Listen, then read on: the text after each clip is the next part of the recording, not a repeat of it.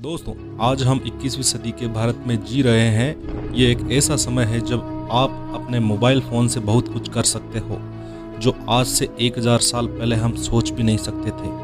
आज हम मोबाइल के ज़रिए पैसे का लेन देन करना हो या मोबाइल से खाना मंगवाना हो, ये हम बहुत ही आसानी से कर सकते हैं। और आज दुनिया के किसी भी कोने में जाना हो, वहाँ भी हम बहुत ही कम समय में पहुँच सकते हैं। लेकिन आप ज़रा सोचिए, आज से 1000 साल पहले लोगों का रहन सहन कैसा रहता होगा, जब हमारे पास टेक्नोलॉजी का नामो निशान भी नहीं था। आखिर कैसे होती थी उनकी दिनचर्या? 1000 साल पहले हमारे भारत की क्या तस्वीर रही होगी? दोस्तों, यह बात उस समय की है जब भारत आज के भारत से क्षेत्रफल में बहुत बड़ा हुआ करता था और इसे आर्यव्रत, जम्बूद्वीप और भी कई नामों से जाना जाता था, जिसमें आज के देश भारत, पाकिस्तान, ईरान, अफगानिस्तान, म्यांमार, बांग्लादेश सभी मिलकर एक अखंड भारत का निर्माण करते थे। भारत क्षेत्रफल की दृष्टि से उस वक्त बहुत विशाल हुआ करता था।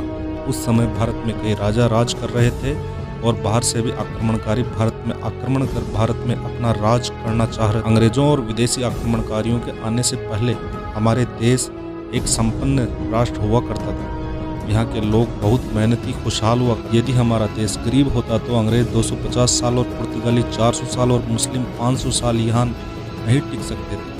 विदेशी आक्रमणकारी सिकंदर, तैमूर, मोहम्मद गोरी, मोहम्मद गजनवी यहाँ से बहुत सोना, चांदी, हीरे जवाहरात लूट कर ले जाने के बाद भी भारत एक संपन्न राष्ट्र बना हुआ था। प्रसिद्ध सोमनाथ मंदिर पर 17 बार आक्रमण करने वाला लुटेरा मोहम्मद गजनवी भारी तबाही और तोड़फोड़ करके बहुत सा धन भारत से ले गया था।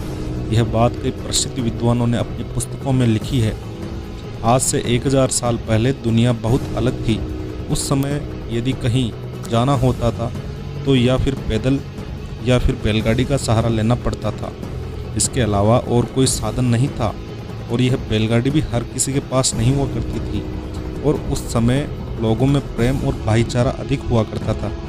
लोग हर समय दूसरों की मदद के लिए तैयार रहते। अगर उस समय गांव पर या लोगों पर कोई भारी परेशानी आ जाती तो सभी गांव वाले उस परेशानी को समाधान कर लेते थे।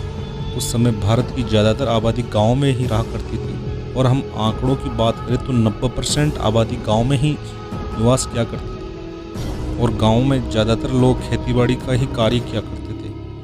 अगर हम बात करें उस समय लोगों के घरों की, तो उस समय सभी लोगों के घर कच्चे यानी घास फूस से हुआ करते थे और मिट्टी की दीवारें हुआ करती थी। लेकिन वे कच्चे घर भी काफ़ी मजबूत हुआ करते थे, जो भारी से भारी प्राकृतिक आपदा को भी सहन कर लेते थे।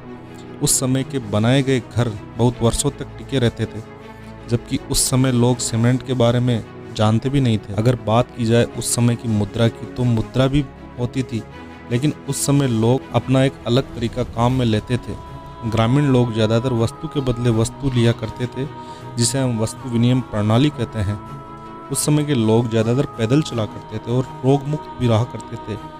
खान पान शुद्ध होने के कारण नए रोगों की उत्पत्ति नहीं होती। उस समय लोगों की वेशभूषा बिल्कुल साधारण हुआ करती थी। ज़्यादातर ग्रामीण लोग धोती और अंगरखी पहना करते थे और 1000 साल पहले लोगों के पास ज़्यादा आमदनी तो नहीं थी और उद्योग धंधे भी नहीं थे, ना ही आज की तरह कोई आधुनिक मशीनें थी। उस वक्त बर्तन मिट्टी के होते थे, इसलिए कुछ जगहों पर बड़े स्तर पर मिट्टी के बर्तन बनाए जाते थे। अंग्रेजों के आने से पहले भारत दुनिया भर में मसालों को पूरी दुनिया में बड़े स्तर पर बेचा करता था।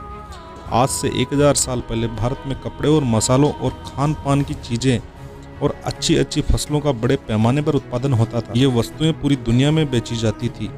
और बात करें उस वक्त की जीडीपी की, तो दुनिया की 1/3 जीडीपी पूरे भारत के पास थी और भारत को सोने की चिड़िया कहा जाता था। लेकिन बाहरी आक्रमणकारियों ने भारत को आर्थिक रूप से तोड़कर रख दिया था। और बात की जाए उस वक्त के शहरों की, तो शहरों और गाँवों में दोनों में दुकानें हुआ करती थी।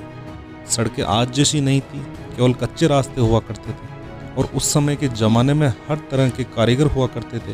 कुम्हार का काम मिट्टी के बर्तन बनाना, लोहे का काम लोहार का होता था। इस प्रकार सबका अपना अपना काम बटा रहता था और लोग अपने अपने कामों में माहिर भी हुआ करते थे। जो काम आज मशीनों से होता है, वो काम उस समय लोग अपने हाथों से कर लिया करते थे। गाँव में अगर पीने के पानी की बात की जाए तो बारिश के अलावा दूसरा कोई स्रोत नहीं था। बारिश के पानी को एकत्रित करने के लिए ये लोग कुएं बना लेते थे। बात अगर उस समय की शिक्षा की जाए तो उस समय ज़्यादा शिक्षा तो लोगों में नहीं थी, लेकिन लोग ज़्यादा गुरुकुल शिक्षा ग्रहण करने के लिए जहाँ बाहर के देशों में भी लोग शिक्षा लेने आते थे, उस समय लगभग हर क्षेत्र की जानकारी गुरुकुल में ही दी जाती थी।